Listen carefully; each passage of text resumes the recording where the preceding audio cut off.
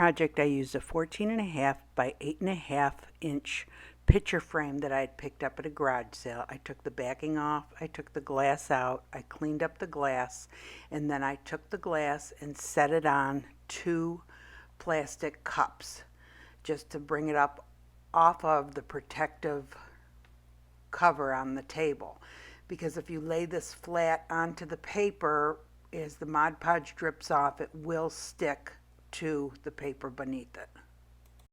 Next, I took out some shells. Now the shells that I'm using for the base are scallop shells, and I actually saw these yesterday at the Dollar Tree.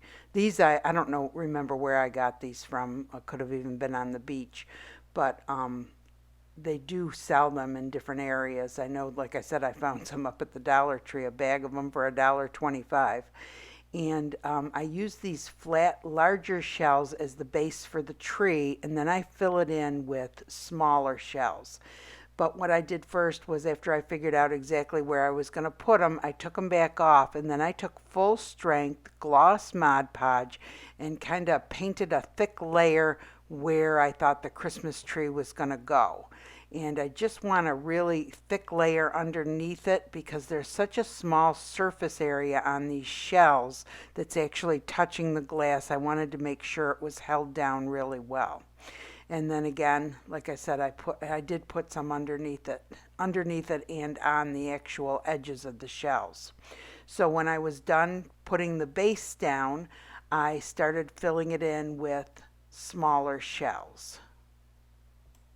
Now each smaller shell that I put on, I dipped it in a little bit of the Mod Podge, full strength Mod Podge, and set it on top of the larger shells that we're using it as the base. Next, I took a pearl necklace that I had found at a garage sale, and I just started taking that apart and putting it, several of them on different areas of the tree. And then next I took some teeny tiny starfish and also put those on some areas of the tree. Now jewelry is another thing that I look for at garage sales and thrift stores. Jewelry, glass, frames, and even shells. I've bought shells at garage sales too. So after I thought I was done with it, I took Mod Podge, full strength Mod Podge, to 1 part water, equal amounts, mixed it up in the measuring cup, and just started spooning it over the tree. And I really saturated it. Don't be afraid to saturate it. Here I'm putting paper towel down just so that I don't, it'll absorb some of the Mod Podge when it drips off. But anyway, I just saturate the tree, going over all of it, because it will leave a little shine on it all. And I think I even ended up mixing up a tiny bit more and putting it over it. And once I had totally covered it, I let it sit for 25 minutes before I did anything else. Then after 25 minutes, I started tipping it, and it really, not a whole lot of it came off, but some did drip off the side. And I kind of tried to use my little brush to smooth it out. And then I tipped it the other way and did the same thing. And I took some white iridescent sprinkles. They're real teeny tiny, glitter I should say. And I just put it all over the white part. And then I decided I was going to put a little bit on the tree too, because I didn't do that on my resin tree. I just left it. I don't think I put any glitter on it. But anyway, this is what it looks like when it's done, but before it's dry. And I do notice that underneath a lot of times you get drips. So you have to kind of go, I took a wet wipe and just kind of tried to clean it as best I could underneath without disturbing the shells that were on top. And then it was done. It just has to sit and dry for several days. So this is the tree after 24 hours. From the front, it looks kind of dry. You can see it's leaking out, and I'm tipping it over. I'm taking a big chance. You shouldn't do this. See how wet it is on the back? And all that Mod Podge dripped down, so I'm going to have to fix that. So all I did to fix it was take a little paintbrush and smooth it out and then put some more glitter on top. And I'm sorry, I guess I cut that part off. I thought the camera could see what I was doing.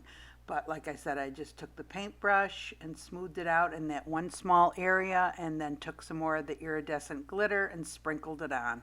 And this is what it looks like. And it needs to sit for a couple more days. That'll dry right up again.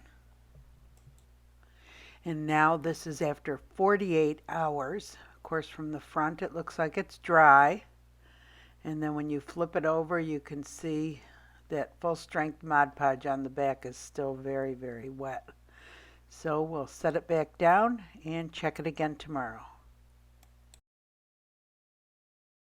And then here it is again after 72 hours in my messy desk.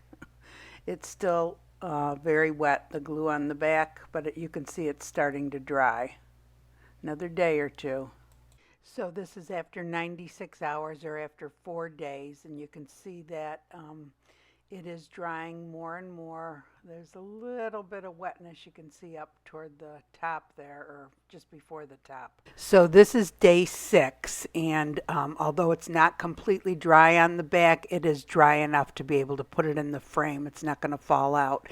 And I did put the frame up on some cups because if you put it flat and then you put the shells in there upside down, they're going to be touching the paper below. It'll probably mess it up. So then I took Elmer's glue and put it around the perimeter of the frame, and then I picked up the Christmas tree and put it upside down in the frame, and then I took Elmer's glue one more time and went around the perimeter, and I let this dry for 24 hours. Hey everyone, I hope you guys enjoyed the video. I think it's a real cute coastal Christmas tree. And I think it looks just as pretty as the one with the resin. Now, I don't know what you think, but so I was complaining on the gingerbread man. I thought, oh, maybe I put too much glitter on him. And then now, well, with the angel, I thought maybe I didn't put enough. And then I'm thinking on this, maybe I didn't put enough. What do you guys think? Anyway, so I wanted to show you the back. This is day 7. Yesterday I put it in the frame, but you can still see because I put full strength Mod Podge back there, it still drying. So I'm not sure how long it's going to take, but it is still drying. It is slowly drying up though.